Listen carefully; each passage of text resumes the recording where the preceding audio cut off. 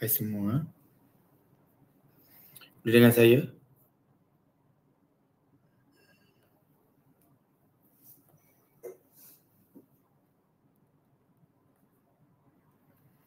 Boleh dengar saya? Kalau boleh dengar saya, minta tulis dalam chat box.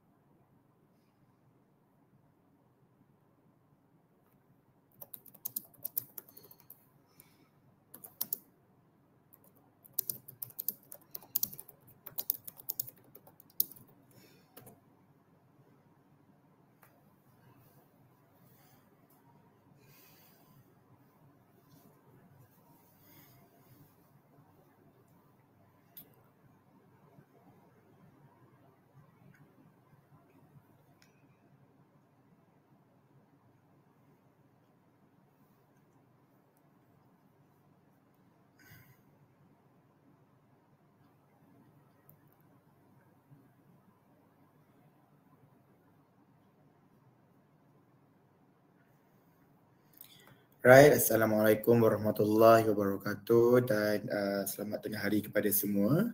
Okay, kita teruskan dulu, kita mulakan dululah sementara kita tunggu rakan-rakan ataupun community webinar kita yang lain untuk menyertai kita pada tengah hari inilah.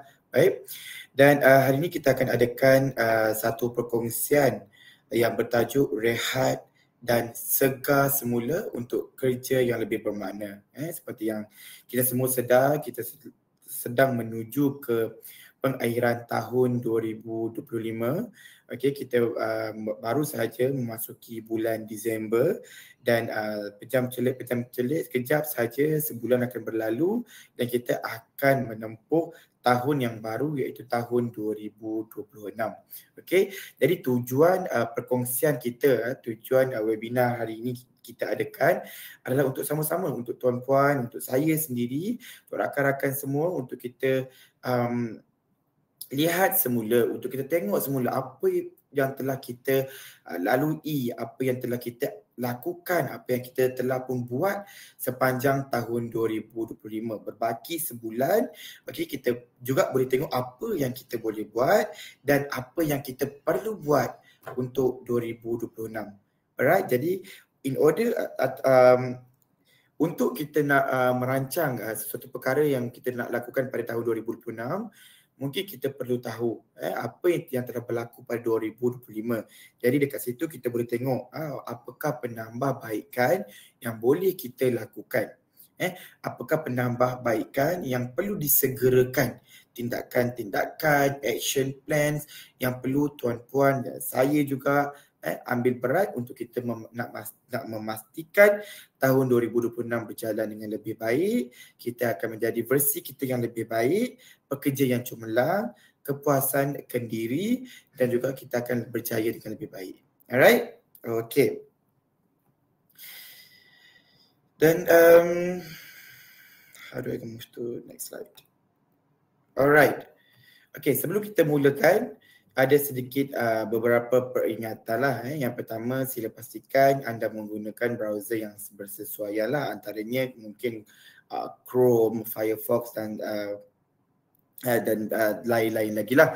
Yang untuk pastikan tuan-puan semua boleh melihat webinar ini dengan baik, dengan jelas dan juga boleh memanfaatkan dengan lebih orang kata selesa lah. Dan yang kedua, sila pastikan talian internet anda stabil sepanjang tempoh webinar ini. Okay? Kita harapkan semua internet connection kita berada dalam keadaan baik, termasuklah internet connection saya. Kalau saya sangkut ataupun tak dengar kat mana-mana, boleh bagi tahu saya. Alright? And then yang ketiga, sila uji output speaker dalam tetapan yang berkeadaan baik sebelum webinar ini bermula. Okay. Kalaulah tengok saya mulut bergerak tapi tak dengar apa-apa, just let me know. Sebab saya ada check dengan naluri punya admin, jika dia boleh dengar. Kalau tuan-puan dekat sana tak berapa nak jelas, tak berapa nak dengar, boleh check semula lah dalam setting, dalam tetapan. Okey, jika anda mengalami isu teknikal, boleh refresh semula browser. Mungkin anda dah masuk awal, ada dekat mana-mana yang tak kena, pelik kenapa ni, speaker tak masuk-masuk, boleh ataupun tak nampak orang kata content slide yang kita tunjukkan pun boleh orang kata refresh the browser. Okay, dan jika anda kata masalah itu berterusan, anda boleh menghantar mesej secara personal kepada Naluri Event. Naluri Event adalah admin yang menguruskan webinar ataupun yang boleh membantu tuan-puan semua untuk menyelesaikan masalah-masalah teknikal sepanjang webinar berlaku. Okay, just type saja ataupun alias Naluri Events. Dekat situ tag diorang, dia boleh tanya soalan. Okay. And then dan yang seterusnya, peringatan yang ke-6, sebarang soalan, penglibatan secara tinjauan dan berkongsi pandangan, maksudnya engagement. Kita nak ada perbualan dua hala, perkongsian ataupun perbincangan dua hala. Kalau saya bagi tahu, saya perkongsian, kalau tuan-puan ada sebarang soalan, boleh bertanya di dalam ruangan chat di sebelah kanan skrin tuan-puan semua. Hanya perlu type tag saja saya @Zarul, and then tulis soalan kat situ dan saya akan cuba sedaya upaya attend kepada soalan tuan-puan. Dan sekiranya tuan-puan rasa malu ataupun rasa segan nak hantar anonymous message, dekat situ bila mana tuan-puan klik nama saya, tag nama saya dengan beserta soalan, dekat atas tu dia akan ada satu peta send private message. Dekat situ tuan-puan tik saja dekat situ, saya saja boleh nampak message daripada tuan-puan. Dan penyampaian ini dikongsi berbentuk dokumen PDF di penghujung webinar. Kita akan sediakan PDF kepada tuan-puan lah. Jadi kalau tuan-puan nak baca, nak revise semula konten-konten kita pada hari ini, boleh berbuat demikian kerana kita akan sediakan file berbentuk PDF kepada tuan-puan semua. Dan yang ke-9, anda akan menerima rakaman webinar. Kalau ada yang tak sempat hadir, kita akan menyediakan rakaman webinar dalam peti masuk dalam inbox tuan-puan. Dan rakaman ini juga akan tersedia di laman web Naluri. Boleh pergi dekat dalam laman web Naluri, dekat kita ada halaman webinar, dekat situ ada juga akan di-attach, dan jangan risau, boleh juga mencari di dalam YouTube rasmi Naluri. Alright, saya harap semua jelas dengan sedikit orang kata pengenalan ataupun rules ataupun perkara-perkara yang tuan-puan boleh memanfaatkan daripada webinar ini. Seterusnya tanpa meninggalkan masa lagi, kita teruskan, dan di sini saya nak perkenalkan diri saya sekali lagi.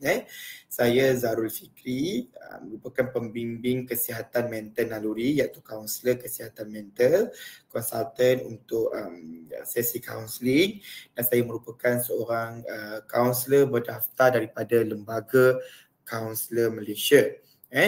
Dan kita akan berbincang selain daripada kesihatan mental, apa-apa sahaja aspek yang berkaitan dengan tajuk hari ini, tuan-puan boleh bertanya soalan kepada saya akan cuba sedaya upaya untuk bantu apa yang termampu. Alright?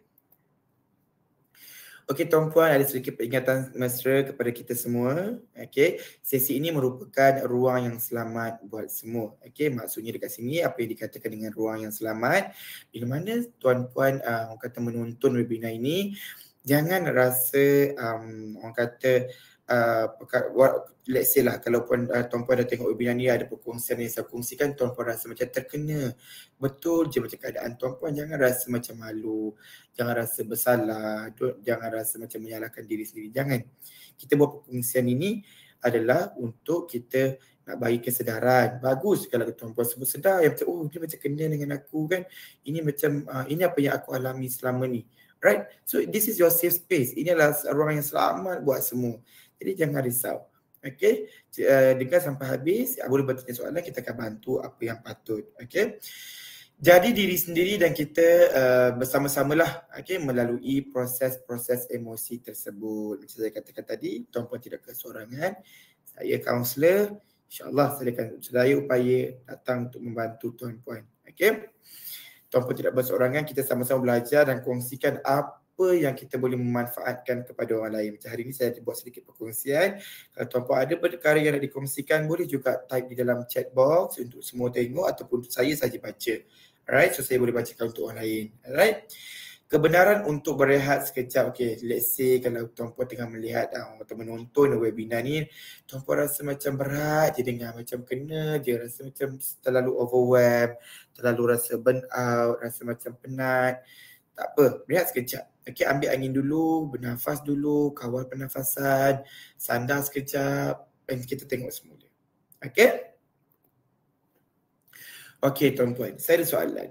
Andai perjalanan kerjaya tuan-puan pada tahun ini ibarat sebuah drama. Okay, ibarat satu drama. Apa tajuknya? Mungkin boleh tulis di dalam chat box. Kalau hari tahun ini punya kerja, perjalanan kerja ibarat satu drama, satu cerita, apa yang tuan-puan nak namakan dia? Tajuk ni. Tajuk cerita kerjaya tuan-puan. Right. Mungkin Lailatul Hazira, Nirwan, Noami, Jacqueline, Ratih, Rizka dan juga Usman. Mungkin boleh kongsi apa yang tuan-puan rasakan. Mungkin boleh menjadi tuan-puan punya tajuk drama perjalanan kerjaya tuan-puan. Jangan malu-malu. Boleh kongsikan di dalam ruangan chat box. Okay, saya boleh mulakan dengan saya kan. Kalau saya boleh namakan orang kata satu drama ataupun kalau anda kata kerjaya saya ni adalah sebuah drama, saya boleh mengatakan saya boleh menamakan dia sebagai perjalanan roller coaster. Ada ups and down. Kan, ada hari baik, ada hari jatuh, ada hari suka, ada hari gembira.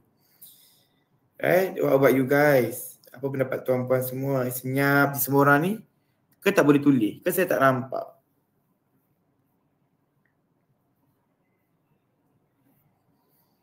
Lailatul, Nirwan, Naomi, Ratih, Rizka, Usman dan lain-lain. Tak apa, boleh fikirkan kemudian Alright. Sekarang kita nak fokuskan. Okay, untuk kita nak orang kata nak fahamkan kerja yang beri makna ni kan. Macam mana kita nak fahamkan dengan lebih lanjut adalah kita dengan melihat kepada 3 perkara. Kita kena recharge, reconnect dan juga rewind. Okay, recharge ni macam kita kena dah habis bateri dan sampai nak ujung tahun. Okay, nak masuk tahun baru 2026. Sebelum kita masuk tahun baru, kita kena charge semula. Macam juga bateri handphone, bateri laptop tuan-puan kan. Bila mana dah guna dia akan kosong. Bateri akan kosong. Kita kena charge semula supaya kita boleh menggunakan device tersebut dengan lebih baik. Alright. Rizka kata tajuknya kilat. Cepat. Kilat tu maksudnya apa? Maksudnya cepat naik pangkat ke, cepat naik gaji ke, cepat naik grade ke. Kan? Alright. And then saya balik kepada slide kita, recharge tadi macam saya katakan tadi, ibarat satu device lah. Bila kita menggunakan device, bateri dah habis, kita kena orang kata charge semula untuk pastikan kita boleh menggunakan device tersebut secara baik. Alright, reconnect. Okay, kita nak connect, sambung semula, kita nak berhubung semula dengan diri kita. Mungkin sepanjang hampir 12 bulan ataupun 11 bulan berlalu, we lost ourselves. Kita rasa kita kehilangan diri kita. Kita rasa kita tak jadi diri sendiri. Sebab sepanjang perjalanan selama 11 bulan, mungkin ada banyak perkara yang berlaku dalam kerjaya, dalam kehidupan seharian, kehidupan personal yang mungkin memberi impak kepada kerjaya, tugas harian. Jadi kita rasa kita hilang diri sendiri. Kita rasa kita hilang pedoman diri kita. Jadi inilah masa untuk kita connect semula, sambung semula dengan diri kita untuk memastikan kita memberi satu makna yang lebih baik kepada kerjaya.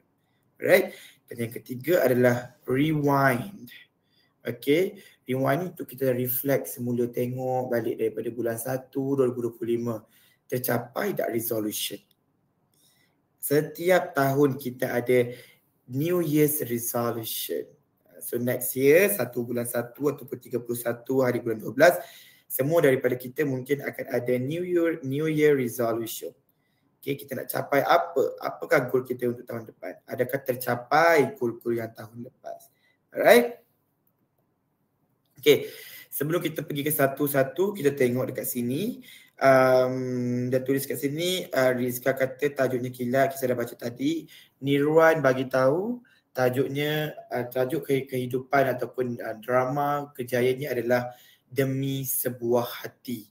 Sedih Nirwan dengar macam okey, adakah makan hati, adakah macam terlalu pendam banyak perkara. Okey, kita akan tengok sama-sama dalam orang kata webinar ni. Kita akan bincang sekejap lagi. Okey. Alright.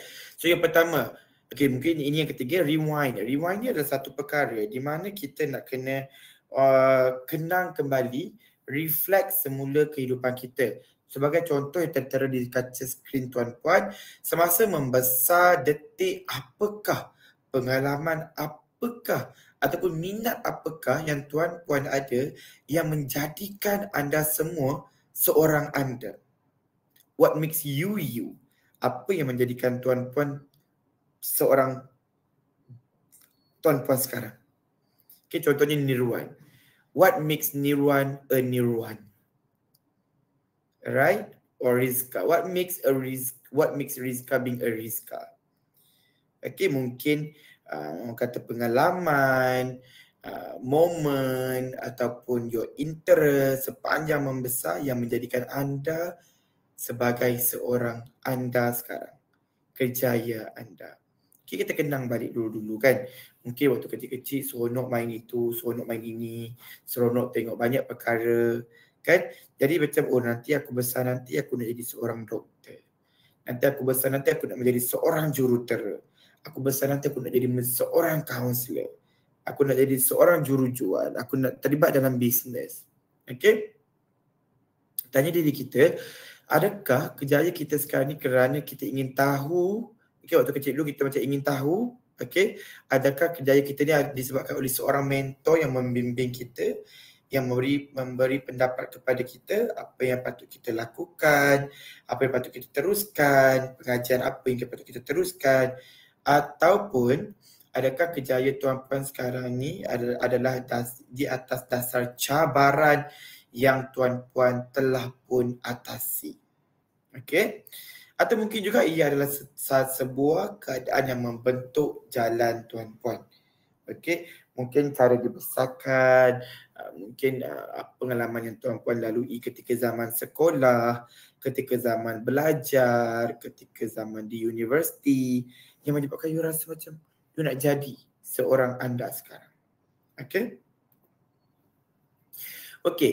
Untuk memahami tentang kata kehidupan kita, untuk memahami kita punya kehidupan kejayaan kita, macam mana dia boleh ada semangat, macam mana semangat boleh hilang, kita melihat kepada teori aliran ataupun flow theory.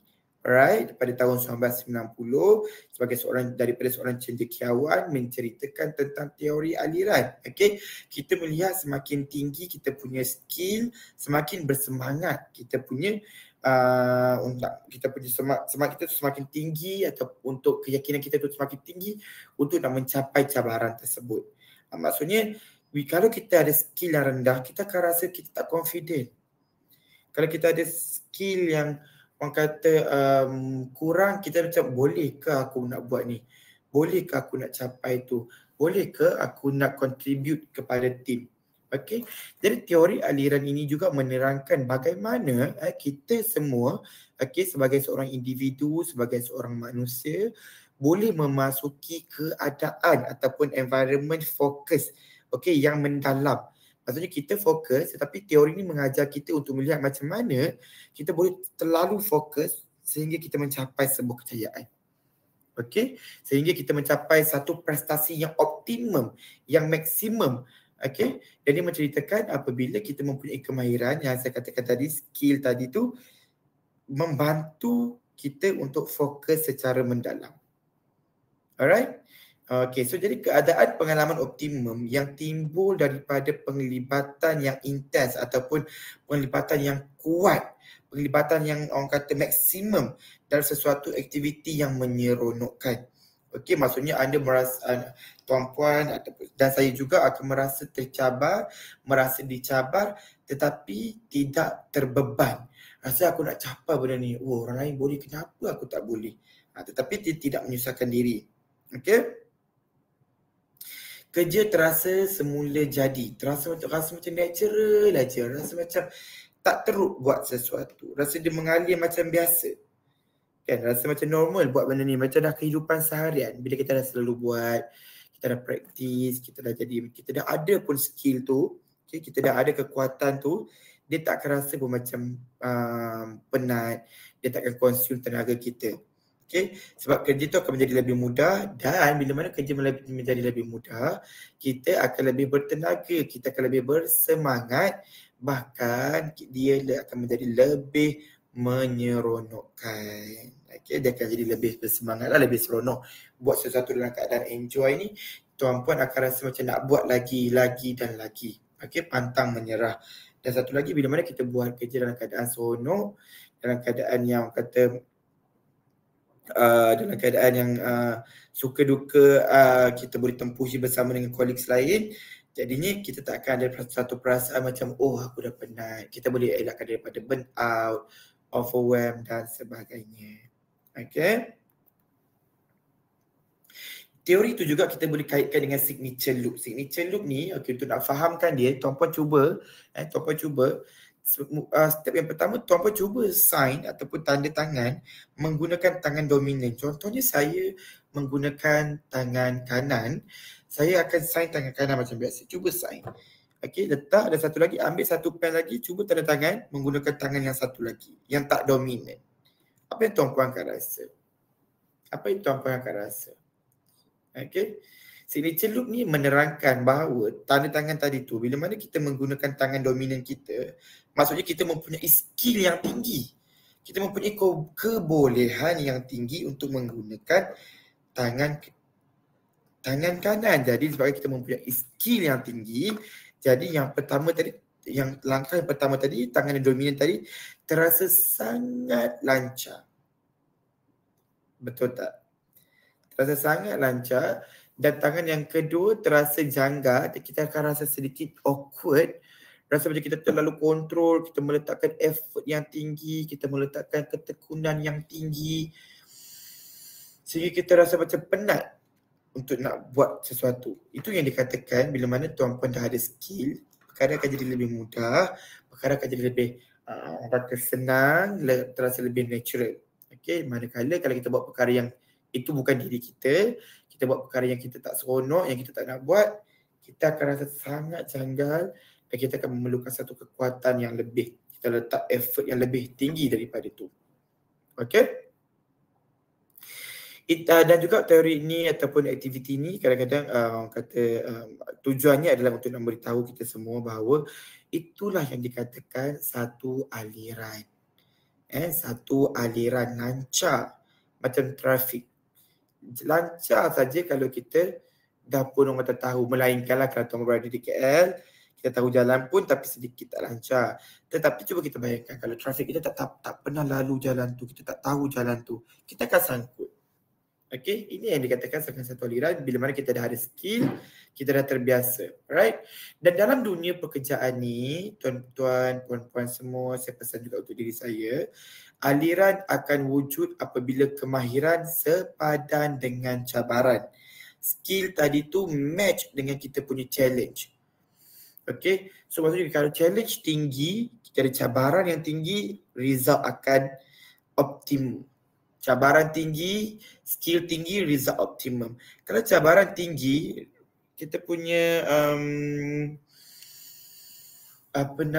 cabaran tinggi tapi kalau kita punya skill tak ada pergi mana-mana juga. Tapi kalau skill tinggi, cabaran tak ada pun, tak ada buat apa-apa juga, macam tak grow. Tuan-puan tak boleh nak grow dalam kerjaya. Okay? Alright. Yang ni juga tuan-puan boleh tengok, tuan-puan boleh fahamkan untuk kehidupan seharian kita dalam bekerja. Dalam arti kata lain maksudnya untuk membiasakan sesuatu, untuk kita terbiasa menjadikan dia sebagai satu skill yang tinggi, kita perlukan latihan. Kita perlukan latihan. Sama juga dengan sign tadi tu. Kalau kita tak menulis dari kecil, mana pandai kita nak sign, mana pandai kita nak meletakkan tanda tangan. Alright? Okay. Recharge. Pengecasan semula. Okay, ini katakan pengecasan semula dalam bahasa Melayu dia. Ataupun kita merasa macam dah habis tenaga sepanjang 2025. Okay, kita nak menambah lagi tenaga, kita nak buat sesuatu yang lebih baik. Kita kena tengok. Okay, kita kena tengok apa kekurangan kita ataupun apa yang patut kita tambah dan kita recharge. Recharge ni boleh menjadi dalam keadaan kita rehat sebentar. Take a break, betul. Okay. Selalunya hujung tahun ni mungkin tuan-puan pun perasan lah, ada yang di kalangan tuan-puan, ada yang rakan-rakan. Bila hujung tahun bulan 12 ni kids pun cuti sekolah. Okay, boleh juga untuk berehat dan segar, refresh semula kerja tersebut untuk menjadi yang lebih bermakna dengan pergi bercuti. Okay, bila mana kita sebut pergi bercuti ni, tak semestinya kena pergi London, tak semestinya nak kena pergi Paris, tak semestinya nak kena pergi tempat-tempat yang jauh, yang mahal. Alright? Pergi bercuti ni it can be anything. Sehari pergi lepak tepi pantai ataupun jalan-jalan sekejap dekat tempat-tempat menarik dekat sekitar rumah tuan-puan. Kadang-kadang kita ni, kalau tuan-puan perasan, bila satu kawasan yang menarik di tempat kita, kita tak akan pergi. Kita tak akan pergi pun. Tapi why not tuan-puan cuba this time around, cuba cari tempat-tempat yang menarik di tempat tuan-puan dan pergi di situ dulu. Kita nak bagi tuan-puan merasakan kuasa-kuasa macam orang kata recharge daripada cuti. Alright. Dan yang kedua, tuan boleh juga tengok pantai. Okay, luangkan masa di pantai. Apa lagi boleh buat? Mungkin juga boleh orang kata tengok alam sekitar, tengok di sekeliling, ciptaan Tuhan, ketenangan, burung berterbangan, kita boleh kaitkan dengan kebebasan ataupun pantai walaupun kadang-kadang nampak tenang tapi siapa yang tahu di dalam ada yang bergelora, laut yang dekat luar nampak bergelora, apatah lagi dekat dalam, macam mana keadaan dia. Tapi siapa yang faham keadaan bergelora tersebut disebabkan apa tu, kita semua tak faham. Jadi bila mana tuan-puan kata explore tempat-tempat tuan-puan, kawasan-kawasan tuan-puan, sebenarnya luas pemandangan, okay?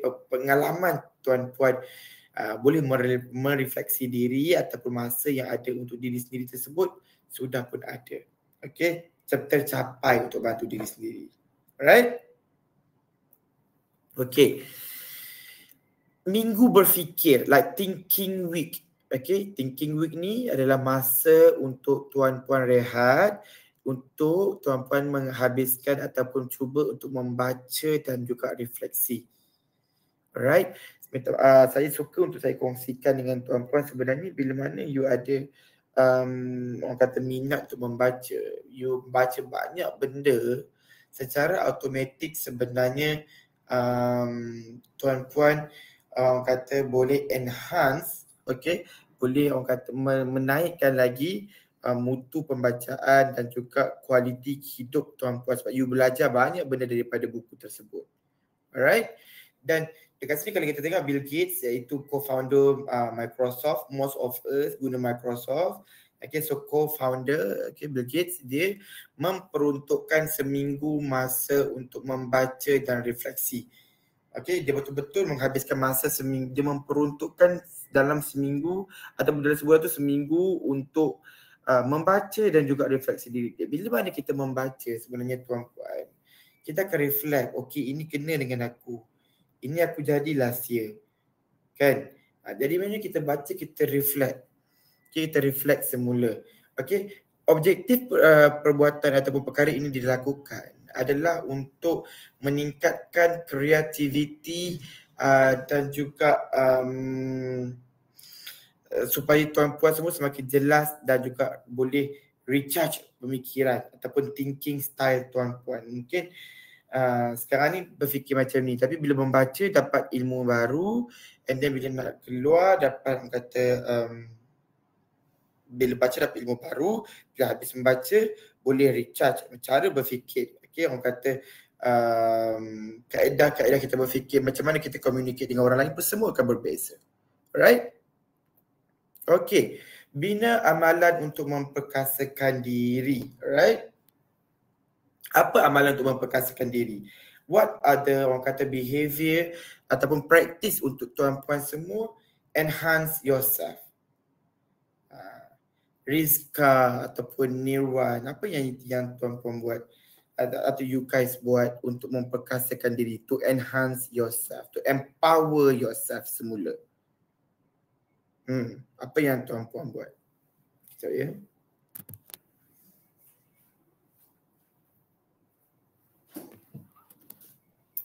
Apa yang tuan-puan buat untuk enhance ataupun empower diri? Alright, ada yang nak berkongsi? Amalan memperkasakan diri ataupun empower diri kita, nak enhance diri kita, okay, nak jadi yang lebih baik. Okay, antaranya kita yang tuan-puan boleh buat adalah teknik pernafasan 4-7-8. Okay, macam ni keadaan dia. Dia di mana dalam satu keadaan bila kita terlalu penat bekerja, kita overwhelmed, kita burn out, kadang-kadang kita stuck in the middle of the situation, kita nak buat apa dan sebagainya, kan? Yang kadang-kadang kita rasa macam penat sangat, terlalu berfikir, kan? Penat, kita start untuk bawa balik kata tekanan dekat rumah, melepaskan marah ke orang lain. Okay? Jadi ini apa yang tuan-puan boleh lakukan, iaitu teknik pernafasan 4-7-8 ataupun dalam bahasa Inggeris dia adalah 4-7-8 breathing technique. Okay, apa yang tuan-puan boleh buat adalah yang pertama, tarik nafas dalam kiraan 4. Okay, mungkin tuan-puan tengah buat kerja banyak, duduk dulu, take a break, close your eyes, boleh tarik nafas dalam kiraan 4 secara perlahan-lahan. Okay, dan tuan-puan perlu tahan sekejap dalam kiraan 7 ataupun 7 saat.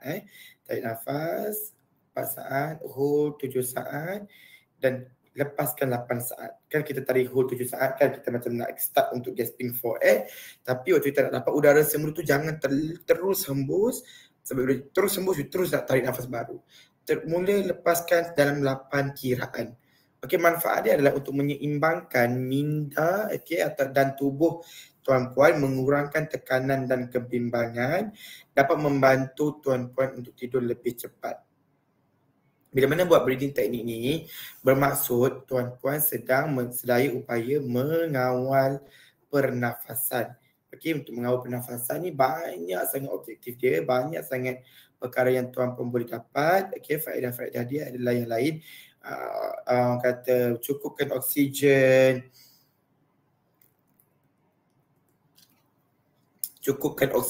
and then untuk kekal fokus, untuk kawal diri sendiri, untuk mengurangkan kata stres. Bila mana you bernafas panjang, you relax, you rasa slow tu, untuk nak relax semula, nak habiskan kerja. Itu adalah perkara-perkara yang manfaat untuk tuan-puan boleh dapat, okay, jika melakukan teknik pernafasan 4-7-8. Okay. Yang seterusnya adalah amalan pagi yang jelas dan peka. We start our day. Kita start hari-hari kita. Kita kena buat. Tetapkan satu target untuk kerja pada hari tersebut. Mungkin bila saya terangkan ni, tuan-puan rasa macam okey dah pernah buat. Tapi betul-betul tuan-puan cuba buat apa yang saya akan cuba bincangkan ni. Okey, macam mana nak tetapkan satu target untuk kerja tuan-puan pada hari spesifik hari tersebut. Tuan-puan sampai pagi ataupun mana-mana shift yang tuan-puan bekerja, tuan-puan duduk di cubicle ataupun duduk di workstation, keluarkan satu kertas, satu pen, senaraikan 1 nak buat apa, 2 nak buat apa, 3 nak buat apa, 4 nak buat apa. Okay, so for average item yang tuan-puan nak buat apa tadi tu, kena ada cabang-cabang kecil dia. Okay, to whom I need to liaise with, siapa aku nak liaise perkara ni. Kalau ini tak ada, aku nak buat apa? Tarikh ni bila aku nak hantar? Email ni bila perlu di blast? Alright? Perkara-perkara tersebut kena clear. Tapi syarat dia adalah tak boleh, okay, orang kata tak boleh procrastinate. Tak boleh menangguhkan perkara tersebut. Rasa je nak buat, terus buat. Rasa nak settle satu kerja, terus kerja. Tapi make sure it's within working time lah, working hours. Okay, so untuk kita nak bercakap tentang life balance kurang sesuai. Sekarang ni kita bercakap tentang work life flexibility. Yang mana works for you, then that's good. Tetapi you perlu rehat yang secukupnya at the end of the day. Alright. And cuba juga buat 2 minit berehat untuk tuan-puan nak reset. Okay, sebelum masuk meeting. Contohnya, bila tuan-puan nak masuk meeting, dia akan nervous. Terutamanya bila mana tuan-puan perlu explain ataupun perlu present to the bosses ataupun to your colleagues, even to your subordinates, right? So take your time a bit, okay? Zone out a bit, duduk kat tempat lain sekejap. Cuba untuk berehat dalam masa 2 minit dan reset semula minda. Okay, macam mana nak rehat? Mungkin boleh tengok orang kata video-video yang seronok ataupun yang memberi kesan kepada kita supaya kita boleh boost kita punya energy, kita punya keseronokan, tenaga dan sebagainya. Alright. Dan seterusnya adalah micro break. Okay, tamatkan hari anda dengan sesuatu yang bersemangat. Contohnya bila hari Jumaat, saya letak kat situ, bila hari Jumaat selalunya kita akan macam, oh thanks God it's Friday, kan? Maksudnya macam bagi tahu diri kita, okay, esok adalah hari cuti untuk aku berehat. It can be anything actually. Contohnya macam, oh finally this week has ended. Then now what do I do on weekend? Be clear on that too. Alright. And then amalan habis kerja, doa, ibadah dan meditasi. Yang ni saya percaya semua orang fahamlah, tak perlu kita jelaskan dengan lebih mendalam. Di mana setiap daripada kita yang menganut agama macam-macam ni, kita mempunyai amalan yang tersendiri. Okay, kita ada perbuatan dan perkara-perkara ibadah mengikut agama masing-masing. Okay, jadi berpegang kepada niat, okay, bersyukur kepada pencipta untuk apa yang kita ada pada hari ini. Alright. And then seterusnya adalah amalan wind down. Macam mana nak buat ni? Macam mana untuk you kata tenangkan kepala kita, tenangkan pemikiran kita sebelum kita bercakap ataupun amalan wind down ni lebih kepada macam mana tuan-puan dapat melalui seharian, okey, kita kerja banyak dan sebagainya, untuk nak tidur tu kita nak buat apa? Untuk kita nak relaxkan diri kita. Alright, so yang terakhir boleh buat adalah malapkan lampu dan duduk dalam keadaan yang selesa. Alright. Yang seterusnya adalah reconnect. Reconnect ni adalah yang saya katakan tadi, kita nak connect semula dengan diri kita. Mungkin kita dah mula rasa macam, oh I lost myself already. Aku terlalu hilang diri aku. Aku dah tak sedar. This is not me. Maksudnya macam aku yang sekarang bukanlah aku yang dulu. I was much more better than this. I should have done better than this. Saya patut buat yang lebih baik. Saya patut jadi diri yang lebih baik. Okay, kita akan rasa macam tu. Jadi kita kena reconnect dengan diri kita. Reconnect what matters to you. Bayangkan hari esok adalah hari terakhir tuan-puan bekerja. Okay, tuan-puan bekerja. Bayangkan esok adalah hari terakhir tuan-puan bekerja. Maksudnya pencen, bersara. Perkara apa yang tuan-puan nak tuan-puan diingati. Alright. Okay, berbalik kepada sini, Nirwan kata amalan yang dia gunakan adalah untuk memperkuatkan diri adalah berdoa, ibadah dan juga meditasi. That's good, that's great. Bagus Nirwan. Okay, bila mana kita ibadah, kita berdoa dan juga kita meditasi, kita meletakkan pengharapan kita kepada kita punya Tuhan. Okay, kita berdoa, Tuhan berikan aku ini, bantu aku ini. Jadinya kita akan rasa semangat, kita akan berserah, kita tak akan ada rasa takut-takut, kita tak akan rasa macam apa yang akan berlaku seterusnya, sebab kita dah pun berserah kepada Tuhan kita, kita tahu dia akan bantu kita, dia akan bawa kita kepada jalan yang baik. Okay, itu apa yang kita boleh baca. Tapi dekat sini tuan-puan, kita berbalik kepada slide yang sekarang ni. Bayangkan esok adalah hari terakhir tuan-puan bekerja, iaitu bersara. Kan, perkara apa yang tuan-puan nak tuan-puan diingati? Perkara apa yang you guys nak you guys diingati? Kan, jasa ataupun orang kata mungkin kita ada kenakan satu orang kata teknologi ataupun sistem yang orang guna sehingga sekian lama tahun dan sebagainya. Okey? Kan tuan-puan macam mana? Kalau saya mungkin saya nak orang ingat sebagai seorang kaunselor apa yang mungkin perkara-perkara yang saya kongsikan, perkara-perkara yang kita sama-sama selesaikan, itu saya. Okay, tuan-puan boleh fikir juga, tuan-puan boleh ask yourself, let's say esok adalah hari terakhir tuan-puan bekerja, maksudnya esok adalah hari terakhir tuan-puan bersara. Okay, apa yang tuan-puan perlu nak, apakah perkara-perkara yang tuan-puan nak sangat diingati oleh ramai orang? Ask yourself and you will know. Alright? Pemikiran masa hadapan, okay, the horizon principle, perspektif masa depan, okay, dikeluarkan ataupun dinyatakan, dikongsikan oleh seorang cendekiawan pada tahun 1999.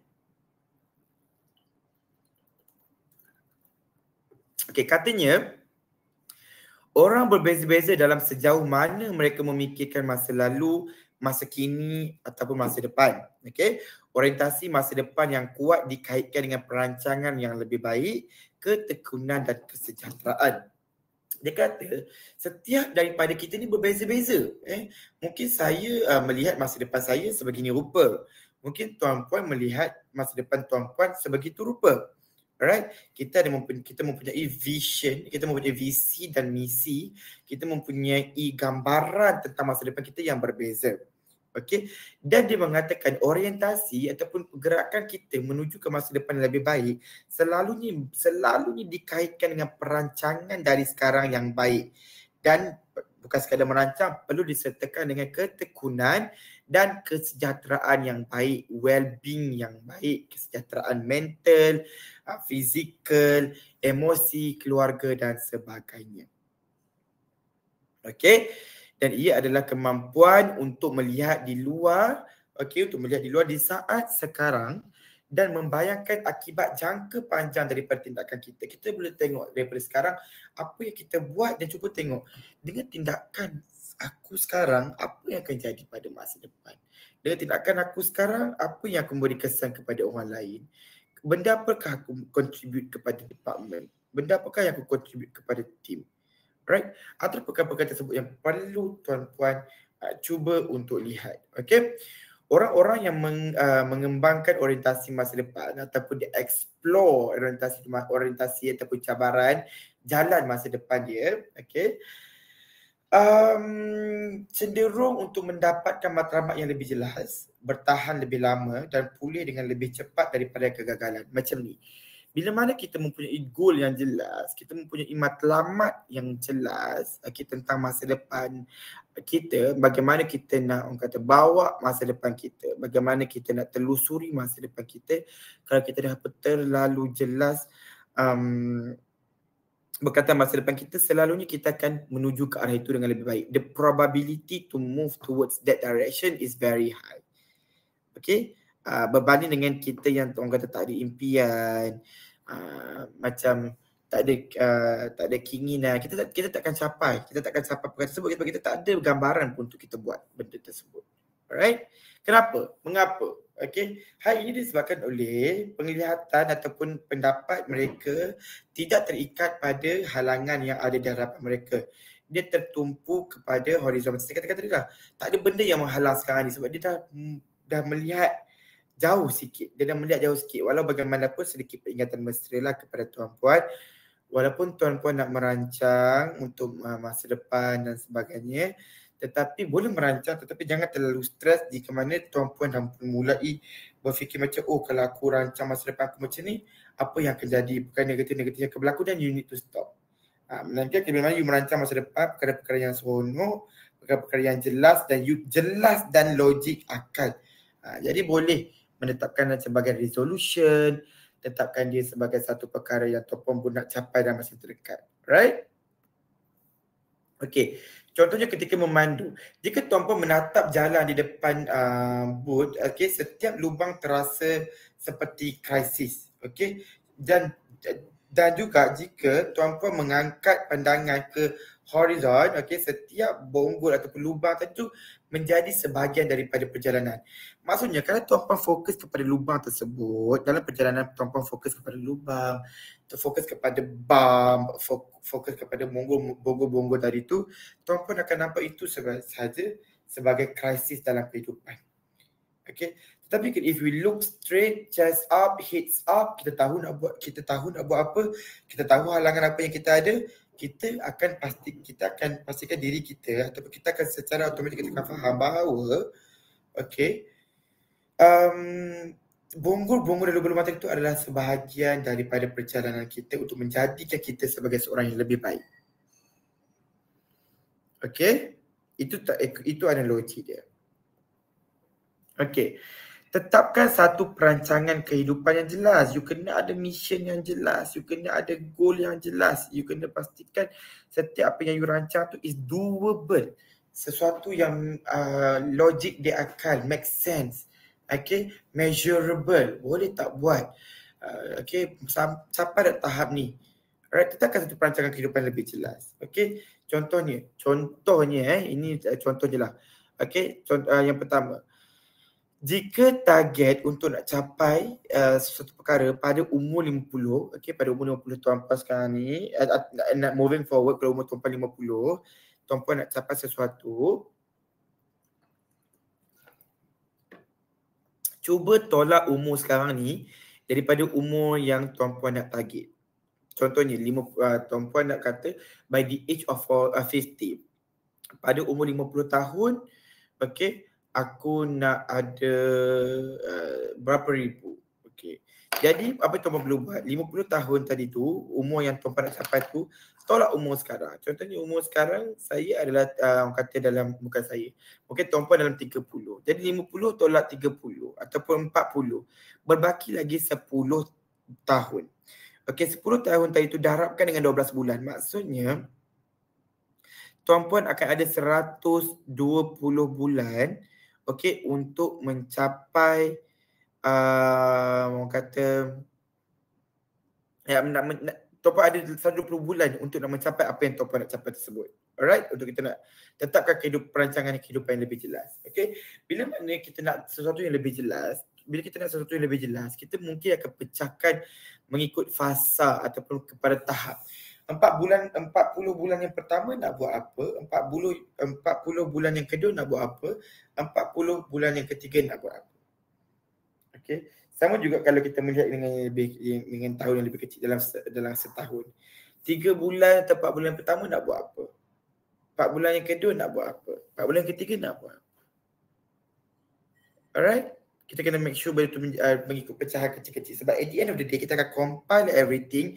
Kita akan nampak, oh ini usaha aku. Alright? Kita akan nampak itu adalah usaha kita. Okay. Ini yang kita katakan tadi tu. Okay. Tuan-puan dapat kan? Recharge, reconnect dan juga rewind. Maksudnya, sebelum kita tamatkan tahun ni, kita charge dulu penuh bateri kita untuk masuk tahun 2026. Okey, nak masuk 2026, kita kena ada diri kita. Kita kena jati diri kita. Connect balik dengan diri kita. Connect balik dengan diri kita untuk dapatkan siapa kita. Capacity apa yang kita ada. Berapa capacity yang kita ada. Dan rewind. Rewind tu adalah reflection. Apakah perkara yang aku patut buat yang jadi lebih baik? Apakah perkara-perkara yang aku boleh ubah untuk menjadi yang lebih baik dan sebagainya. Itu perkara-perkara yang kita perlu mengambil berat. Walau bagaimanapun kita sering terlepas pandang. Okay? Alright. Jadi, untuk kesemua ni, okay, untuk banyak perkara-perkara ni, Kadang-kadang kita rasa overwhelmed. Kadang-kadang kita rasa kepenatan. Kita perlukan sesuatu. Okay, kita perlukan sesuatu. Iaitu sokongan. Okay. Sokongan ni di dalam naluri, kalau kita untuk terangkan kepada tuan-puan, kita ada 24/7 naluri text line. Okay. Dan kepada orang kata member ataupun ahli-ahli sekarang yang memang company dia memang sign up dengan naluri. Okay. Kita akan ada care line sekali lah, tapi this one to for general, for webinar, kita akan ada 24 jam setiap hari naluri text line secara percuma. Okay. Dia dikendalikan oleh profesional dalam bidang kesihatan mental dan diorang sentiasa bersedia di setiap masa. Okay, itu number dia. Tuan-tuan boleh tengok dekat situ 017-531-0975. Di WhatsApp dekat number tu, profesional kita iaitu clinical psychologist dan juga counselor akan attend kepada tuan-tuan. Yang seterusnya, selain daripada text line, kalau tuan-puan rasa tuan-puan nak bercakap, a proper consultation session,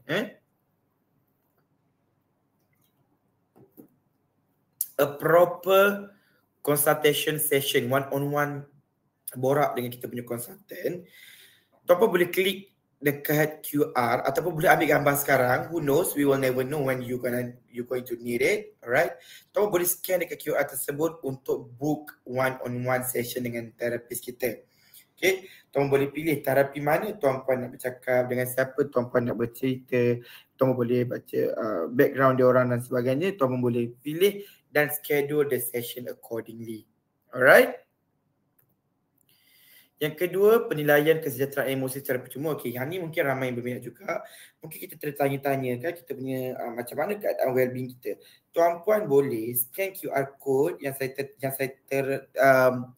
terterakan yang saya terterakan di dalam slide saya. Okey, boleh scan untuk ambil penilaian. Okey, untuk kita ambil penilaian kesejahteraan emosi, untuk nak check well-being kita. Okey, ataupun tuan-puan nak bagi tim tuan-puan buat ke apa dan sebagainya, boleh ambil gambar. Okey, untuk kita tengok macam mana keadaan dia. Alright, boleh ambil gambar ataupun scan terus. Okey, ini yang bagus tuan-puan, untuk aplikasi dan juga naluri web. Okey, how we reach out kepada kita punya member ataupun klien adalah melalui naluri app. Okey, di dalam naluri app ni terlalu banyak perkara yang tuan-puan boleh buat. Okey, dan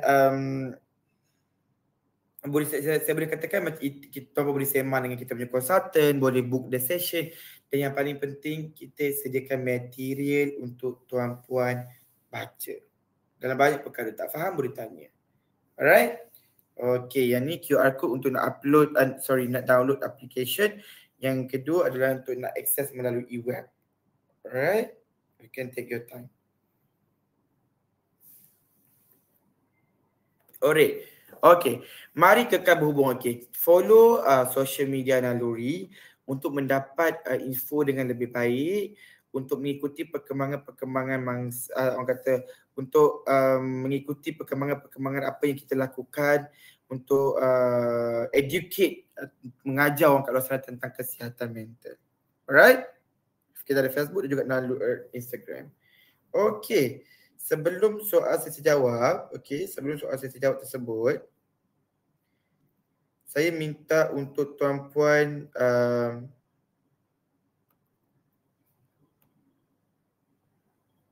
saya minta untuk tuan-puan share sedikit thoughts lah. Share your thoughts with us. Tuan-puan boleh klik dekat situ, share your thoughts with us. Alright? Boleh klik dekat situ, boleh klik dekat skrin tuan-puan untuk kita nak kongsikan apa yang tuan-puan rasa webinar ni membantu tuan-puan ke tak dan sebagainya. Alright, okay, boleh klik dekat situ. Terima kasih yang dah klik. Alright, sambil-sambil jawab tu boleh jugalah orang kata kita mulakan sesi soalan jawab, boleh typekan soalan tersebut. Okay, Rizka said thank you. Welcome Rizka, no problem. Do you have any question? You nak tanya apa-apa soalan kepada saya? You can do that.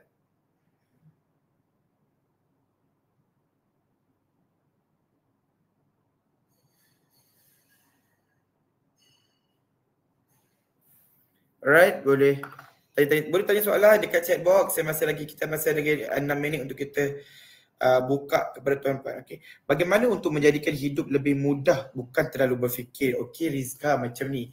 Kehidupan kita kena jelas. Kita kena jelas dengan apa yang kita nak capai. Tak semestinya banyak perkara. Do one thing at one time. Contohnya, bila datang kerja pagi-pagi. Okay. Bila datang kerja pagi-pagi, kita buat satu to-do list. Mungkin pada orang lain mungkin nampak macam normal, boring, to-do list. Tapi kita buat yang sangat clear. 1, 2, 3, 4. Buat to-do list. Setiap to-do list yang you guys buat tu, mesti kena jelas. Okay, nak kena buat apa, satu nak kena buat apa, kedua nak buat apa, ketiga. Dan buat satu perkara pada satu masa. Baru you akan rasa lebih baik. Sebab apabila you buat banyak perkara dalam satu masa, you attend to everything, you akan rasa haywire dan you akan rasa burn out. Sebab a lot of things on your plate at the moment. Okay. Dan untuk menyentuh part tu juga, kita as a human being, of course we need to think in everything that we do. Okay. Untuk menjadikan hidup lebih mudah pun, we need to think. Kita tak boleh lari daripada berfikir. Okay, cumanya macam mana nak mudahkan kita adalah macam mana kita perceive things. Macam mana kita perceive diri kita. Macam mana kita melihat perkara tersebut kata diselesaikan. Okay, kadang-kadang kita beritahu diri kita, kita nak merumitkan keadaan. Jadi kita tengok satu-satu bila mana kita komunikasi dengan orang, make sure it's clear, jelas dan sebagainya. Dan yang paling penting sekali, Rizka, how to make yourself easy adalah macam nak buat diri kita jadi semakin mudah adalah pentingkan ataupun meletakkan diri kita sebagai satu individu yang penting.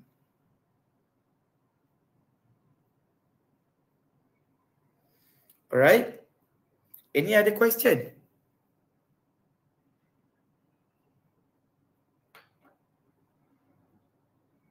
Bagaimana untuk tidak menjadi pesimis? It's all about mindset, Rizka. It's all about mindset. Dan kadang-kadang you rasa itu adalah pesimis.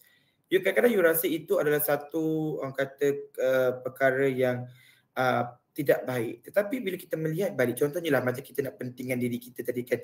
Kita nak meletakkan diri kita on top of everything. Kita nak meletakkan diri kita di paras yang paling tinggi sebelum kita berfikirkan pasal benda lain. For some people, pada setengah orang itu adalah penting diri sendiri. Tetapi pada kita itu adalah self-care. But for other people, it's selfish. Alright, so pessimism is about how you perceive that. If you realize that you being that ataupun you ada that orang kata pemikiran pesimis dan sebagainya, then you need to know why you say that. Ask yourself, are you really that pessimist? Ataupun ask yourself, betulkah aku ni mempunyai trait yang sekian. Do some reading, baca banyak, do some self-reflection dan sebagainya. Okay, you will get the answer. Alright. Okay, berbaki lagi 2 minit. Soalan terakhir. Ada berapa soalan? Soalan terakhir. Ada berapa soalan? Alright, Rizka, thumbs up. Thank you. Ada berapa soalan?